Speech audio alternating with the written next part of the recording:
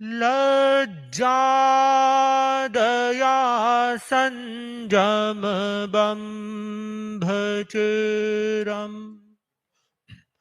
कल्याण भाग सविसोहिठाणम जय में गुरु सयय मनुशासयन्ति ते हम गुरु सययं पूजयामि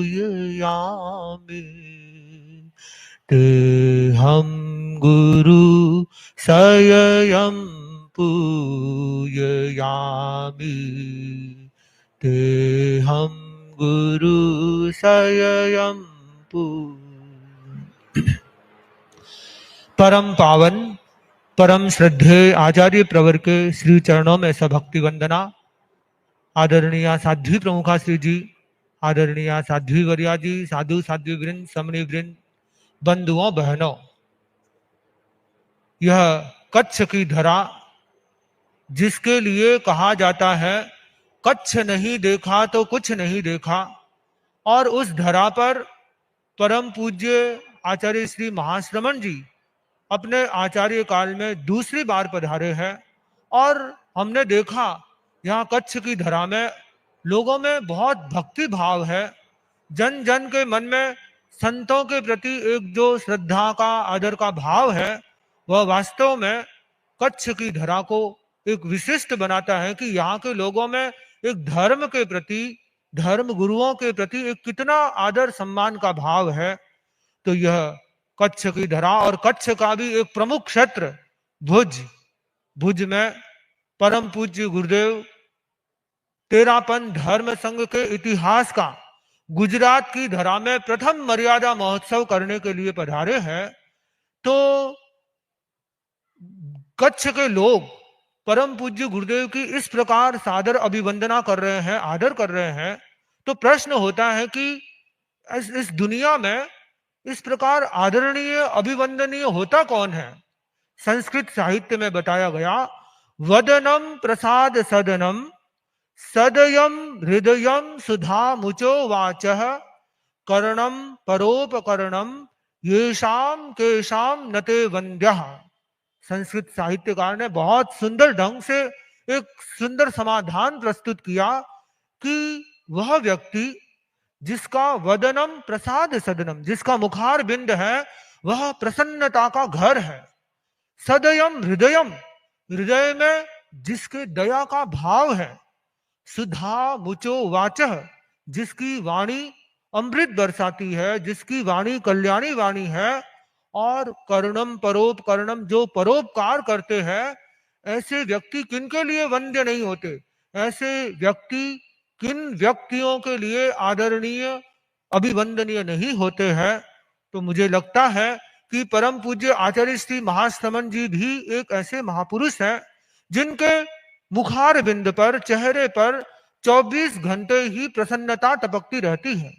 और प्रसन्नता टपकने का कारण भी है, जिस व्यक्ति के मन में समता की चेतना जागृत हो जाती है, जो व्यक्ति अनुकूलता और प्रतिकूलता, निंदा और प्रशंसा, लाभ और अलाभ, हर स्थिति में जिस व्यक्ति के भीतर एक समभाव की स्थिति का निर्माण हो जाता है, जो व्यक्ति अपनी साधना के द्वारा, अभ्यास के द्वारा, मेडिटेशन के द्वारा जो अपने आप को हर स्थिति में समता में रखने के लिए तैयार हो जाता है, अपने मानस को वैसा तैयार कर लेता है, वह व्यक्ति हर समय प्रसन्न रह सकता है। तो मैं देखता हूं कि परम पूज्य आचार्य प्रवर ने मानो अनुकूल और प्रतिकूल, और गुरुदेव ने इतनी लंबी लंबी यात्राएं की है, लगभग 58,000 60,000 किलोमीटर की पद यात्राएं, और उनमें सर्दी, गर्मी, बारिश, हर तरह की ऋतुएं, हर तरह का मौसम, भूकंप की स्थिति और कैसी कैसी स्थितियां, किंतु आचार्य प्रवर हर स्थिति में शांत संभाव में रहे। और वही प्रसन्नता हमने परम पूज्य आचार्य श्री महाश्रमण जी के मुखारबिंद पर देखी। दूसरी विशेषता कि सदयम हृदयम, जिस व्यक्ति का हृदय दयावान है। देखिए इस दुनिया में कोई व्यक्ति किसी को और कोई साधना करे न करे, बस मैं किसी के प्रति निर्दय नहीं बनूंगा, यह भाव अगर हमारे भीतर जागृत हो जाए, व्यक्ति व्यक्ति के भीतर, तो सारी दुनिया में शांति स्थापित हो जाए।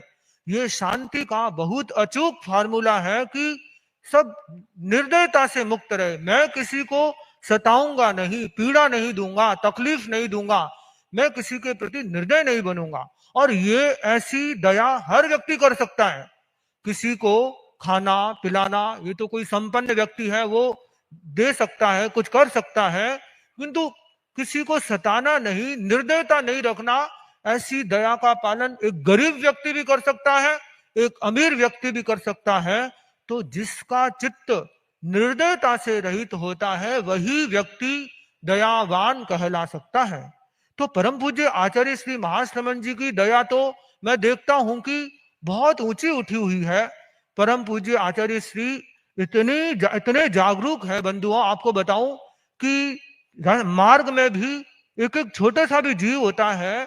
ऐसे तो आचार्य श्री बड़ी बड़ी बाधाओं से कहीं रुके नहीं, किंतु चींटियां जरूर गुरुदेव का रास्ता रोक लेती है।